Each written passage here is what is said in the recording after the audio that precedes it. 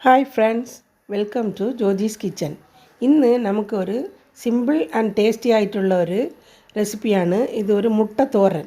ഈ മുട്ട തോരൻ നമുക്ക് വെറുതെ ചായയുടെ കൂടെ കഴിക്കാം, ചോറിൻ്റെ കൂടെ കഴിക്കാം, ബ്രെഡിൽ ഫില്ലിംഗ് ആയിട്ട് വെച്ച് സാൻഡ്വിച്ച് ആയിട്ട് ഉണ്ടാക്കിയും കഴിക്കാം. ഇത് വളരെ എളുപ്പത്തിലും പെട്ടെന്ന് ബാച്ചിലേഴ്സിന് കൊച്ചു കുട്ടികൾക്കും പോലും ചെയ്യാൻ പറ്റിയ ഒരു തോരനാണ്. ഇത് എല്ലാവരും ഒന്ന് ട്രൈ ചെയ്ത് നോക്കണം. നിങ്ങൾ ആദ്യമായിട്ടാണ് ജ്യോതിസ് കിച്ചൺ കാണുന്നതെങ്കിൽ സബ്സ്ക്രൈബ് ചെയ്തിട്ട് ബെല്ലൈക്കണിയും ക്ലിക്ക് ചെയ്ത് ആൽ എന്നുള്ളൊരു ബട്ടൺ ക്ലിക്ക് ചെയ്യാൻ മറക്കണ്ട. മുട്ട തോരൻ പ്രിപ്പയർ ചെയ്യാനായിട്ട് ഞാനിവിടെ ഒരു തേങ്ങയുടെ ഒരു കൂട്ട് ചതച്ചെടുക്കാൻ പോവുകയാണ്. 3 ടേബിൾ സ്പൂൺ ഗ്രേറ്റഡ് കോക്കനട്ട് എടുത്തിട്ടുണ്ട്. ഒരു 10 ചെറുള്ളി എടുത്തിട്ടുണ്ട്. ഇത് കൂടുന്തോറും നമുക്ക് ടേസ്റ്റ് ഉണ്ടാവും, ചതച്ചിട്ടാൽ മതി.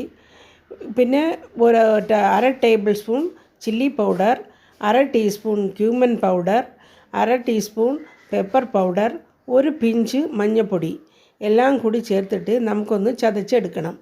ഞാനിപ്പോൾ ഇവിടെ 3 എഗ്സാണ് എടുക്കാൻ പോകുന്നത്.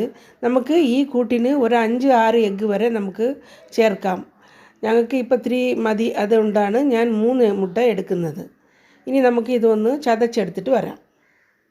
പാൻ ഗ്യാസിൽ വെച്ചിട്ടുണ്ട്. ഇതിലേക്ക് 1 ടേബിൾ സ്പൂൺ വെളിച്ചെണ്ണ, ഇതിന് വെളിച്ചെണ്ണയാണ് നല്ലത്. 1 ടേബിൾ സ്പൂൺ വെളിച്ചെണ്ണ ഒഴിച്ചിട്ട് അതിലേക്ക് ഒരു 1/2 ടീസ്പൂൺ കടുക്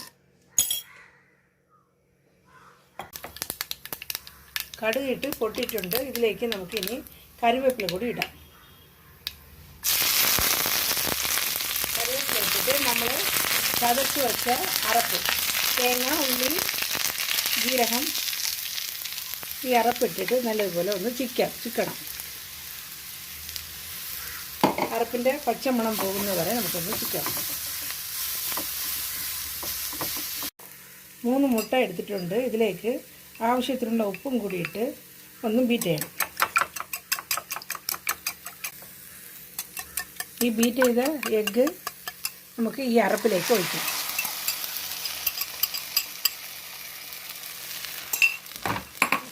അരപ്പിലേക്ക് ഒഴിച്ചിട്ട് നല്ലതുപോലെ ചിക്കണം.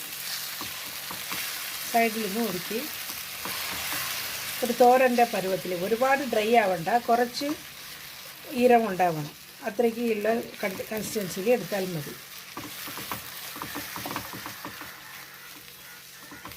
ഇത് ചോറിനും സാൻഡ്വിച്ചിനും ഒക്കെ നമുക്ക് നല്ലതായിട്ട് ടേസ്റ്റായിട്ടുള്ള ഒരു തോരനാണ്.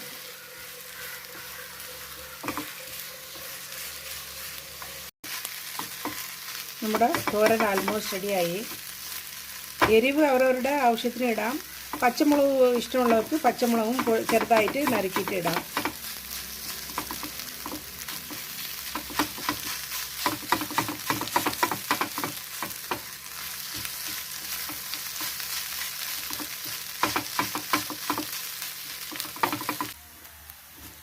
നമ്മുടെ തോരൻ റെഡിയായി. ഇനി ഗ്യാസ് ഓഫ് ചെയ്തിട്ട് നമുക്ക് ചൂടോടെ സർവ് ചെയ്യാം.